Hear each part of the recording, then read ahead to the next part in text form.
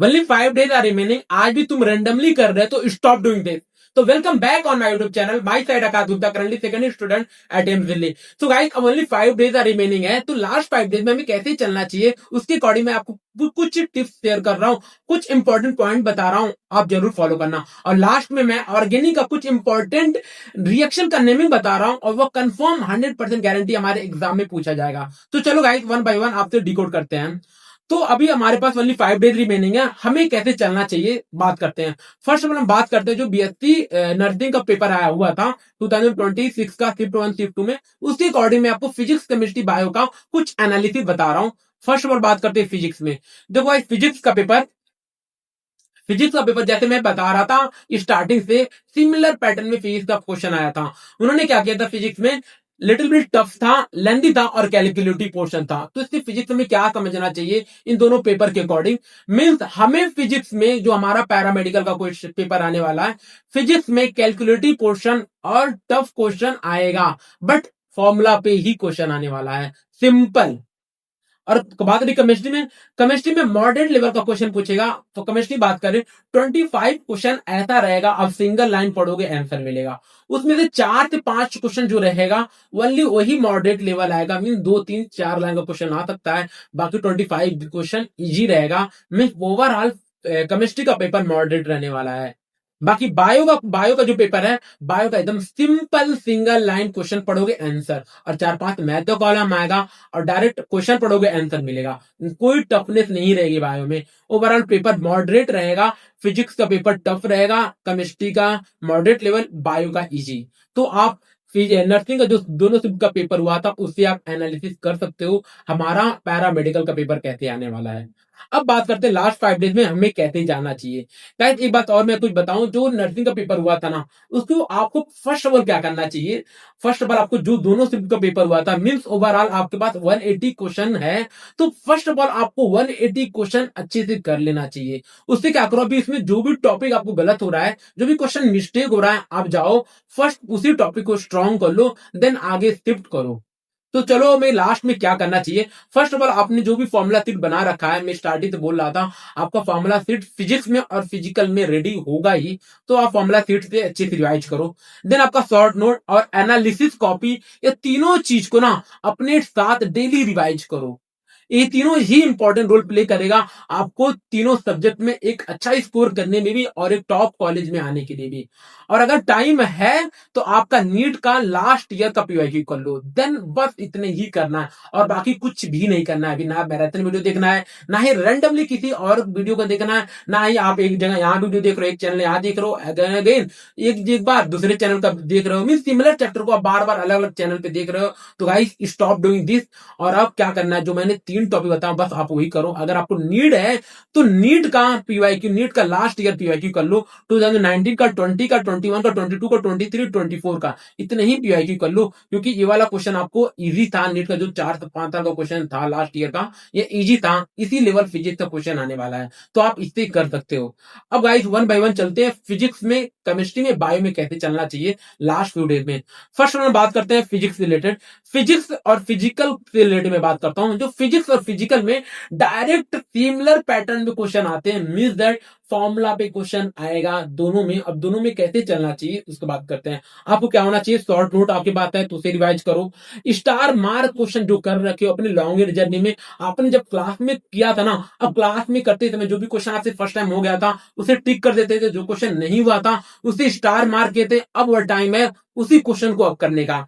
Then formula sheet को करना है और एनालिसिस कॉपी सिमिलर में 4 पॉइंट करो, इतना में आपका टाइम इनफ हो जाएगा। और बाकी इसके बाद आपके पास टाइम ही नहीं बचेगा। अगर टाइम बच रहा है तो आप नीट का पीवाईक्यू कर लो बस, और देन नीट का पीवाईक्यू का। और अगर मॉक टेस्ट आपके पास, मॉक टेस्ट आप कहीं से लिए हो तो वेल एंड गुड, अगर नहीं लिए हो तो आपका नीट का पीवाईक्यू ही इनफ है। अगर जिनका मॉक टेस्ट है तो डेली एक मॉक टेस्ट दे दो, अभी 5 दिन है तो आपके पास डेली एटलीस्ट एक मॉक टेस्ट दे दो, 2-3 घंटा अपने मॉक टेस्ट पे इन्वेस्ट कर लो। बाकी अगर नहीं है तो आप नीट का पीवाईक्यू ही सिर्फ करो, बस कुछ नहीं है। तो जिन बच्चों के पास मॉक टेस्ट नहीं है तो आप क्या करो, टेक्स्ट बुक ऐप पे जाओ, वहां पे 10 मॉक टेस्ट फ्री है, तो वहां से भी आप 4-5 मॉक टेस्ट दे सकते हो। बस आप इतना ही कर लेना। और गाइस अब बात करते हैं फिजिकल में सिमिलर में जैसे मैं फिजिक्स में बताऊं वैसे ही कर लेना। बाकी फिजिकल में आप कुछ एक्स्ट्रा करना चाहते हो तो इन टेक्स्ट क्वेश्चन कर लेना, और क्लास 12 का एनसीईआरटी जो भी ऑर्गेनिक का पोर्शन है उतना कर लेना। Haloalkane, haloarene, aldehyde ketone, carboxylic, alcohol, phenol, ether, amine and biomolecules, इन पांचों चैप्टर में से बताऊं यदि मोर कोर एरिया बताऊं, दो चैप्टर का इंपॉर्टेंट में दे रहा हूं, alcohol, phenol, ether, aldehyde ketone, carboxylic, और वन एक्स्ट्रा ऐड कर रहा हूं अमाइन चैप्टर। ये तीनों चैप्टर से कर लेना ना, ऑर्गेनिक का सारा क्वेश्चन इसी के आसपास आएगा, और वन क्वेश्चन आईयूपीएससी से आने वाला है। तो बस आप इतना कर लेना फिजिकल और फिजिक्स में। और गाइस फिजिक्स में ब्रह्मास्त्र ही है, आपका जो फॉर्मूला सीट है ना वह रेडी होना चाहिए, और आपको सारा फॉर्मूला आपके टिप्स पे होना चाहिए। अगर आपके पास इतना है तो आप फिजिक्स और फिजिकल में सारा क्वेश्चन अटेम्प्ट कर जाओगे। अब चलते हैं ऑर्गेनिक और इनऑर्गेनिक को हमें कैसे जाना चाहिए।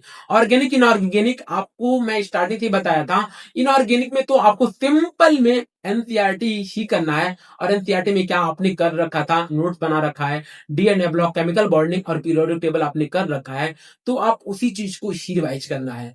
अब ऑर्गेनिक का बात करें, ऑर्गेनिक में बता दिया हूं।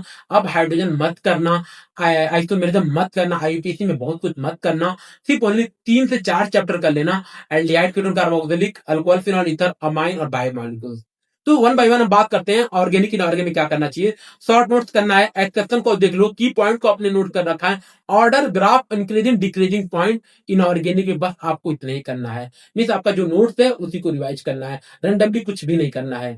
अब ऑर्गेनिक में क्या करना है आपको, ऑर्गेनिक में naming reaction, reagent, intermediate, GOC first, GOC second में आपको क्या करना है, जो जीओसी फर्स्ट सेकंड में नेमिंग रिएक्शन उतना कर लेना, और acidic strength, basic order, SN1, SN2, even E2, और डिफरेंट जो ऑर्डर है स्टेबिलिटी का, बस उतना कर लेना, इतना मोर देन इनफ होगा आपके लिए।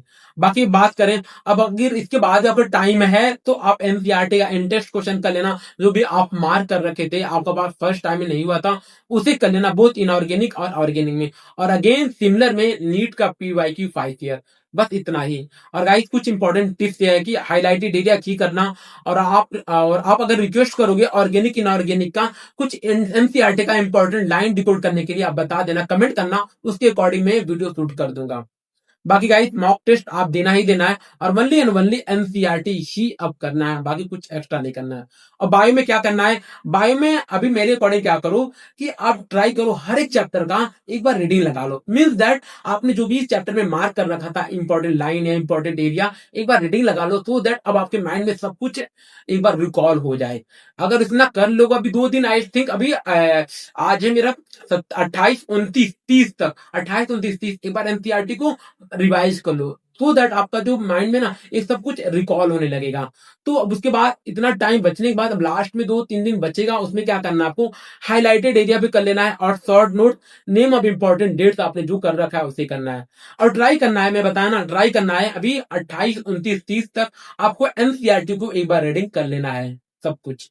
बस गाइस अब बस उतना ही करना है आपको फिजिक्स, केमिस्ट्री, बायो में। और एक चीज कंफर्म है कि जो भी आपका पैरामेडिकल का पेपर है ना, सिमिलर पैटर्न में जो नर्सिंग का पेपर हुआ था ना उसी के अकॉर्डिंग आने वाला है। ऐसा नहीं है कि फिजिक्स बहुत टफ कर देंगे, ऐसा नहीं है कि केमिस्ट्री बायो में बहुत लो कर देंगे। सिमिलर पैटर्न में जो लोग का पेपर आया था, मीन शिफ्ट 2 को शिफ्ट 2 में मतलब लोग बोल रहे हैं शिफ्ट 2 पेपर थोड़ा हार्ड आया था, हाँ सिमिलर मान सकते हो, हमारा पैरामेडिकल का पेपर आने वाला है। अब गाइज मैं आपको बताया था कि कुछ इंपॉर्टेंट नेमिंग रिएक्शन आपको बता रहा हूँ। ऑर्गेनिक में आपको बेसिकली ये naming reaction any how skip नहीं करना है। फर्स्ट नेमिंग रिएक्शन बात करूं, उल्फ किशनर का ईद मत छोड़ना, क्लेमेंशन रिडक्शन, देन उसके बाद है Williamson ether synthesis, Stephen reaction, esterification and aldol condensation and cross aldol, Cannizzaro, Hoffman reaction, HVZ reaction, diazotization में बेंजीन डाइजोनियम क्लोराइड का जो भी अमाइन वाला चैप्टर नहीं था, जो भी रिएक्शन है ना सारा रिएक्शन कर लेना, 100% गारंटी है, इससे 2 से 3 क्वेश्चन आने वाला है ऑर्गेनिक में। और जो मैं नेमी रिएक्शन बता रहा हूँ ना तो मच मोर इंपॉर्टेंट है। देन गटरमान रिएक्शन, सैंडमेयर रिएक्शन और गटरमान रिएक्शन में थोड़ा सा देख लेना कि कौन सा बेटर है। एनसीईआरटी लिखता है कि सैंडमेयर रिएक्शन बेटर होता है कंपेयर टू गटरमान रिएक्शन से। और then Gabriel phthalimide, Hofmann bromide degradation, carbylamine test and carbylamine reaction and coupling reaction कर लेना, और Etard reaction and Reimer Tiemann Kolbe reaction, Rosenmund reduction, Schotten Baumann and cumene और IUPAC कर लेना। बस इतना नेमिंग रिएक्शन। एक बार मैं और रिपीट कर दे रहा हूं कुछ नेमिंग रिएक्शन का। Cumene, Schotten Baumann, Rosenmund, Kolbe reaction, Reimer Tiemann reaction और Etard reaction. Then carbylamine test, carbylamine reaction और जो है Hofmann bromide degradation, Gabriel phthalimide और डिफरेंस बिटवीन सैंडमेयर गटरमान कौन बेटर है, तो सैंडमेयर बेटर होता है। Gattermann reaction, benzene diazonium chloride, HVZ reaction, Hofmann reaction, Cannizzaro, aldol condensation, cross aldol, esterification, Stephen reaction और Williamson ether synthesis and क्लिमेंसन Ulf Kishner. बस इतने ही आपको ऑर्गेनिक में करना है, बाकी अब कोई भी रिएक्शन एक्स्ट्रा नहीं करना है। जो भी क्वेश्चन आएगा इसी के आसपास आने वाला है। तो गाइस अब मिलते हैं, जो भी कुछ भी क्वेरी हो आप मुझे कमेंट करना, हम लोग उस क्वेरी का रिजॉल्व करेंगे। तो मिलते हैं अगले वीडियो में। Bye bye, take care.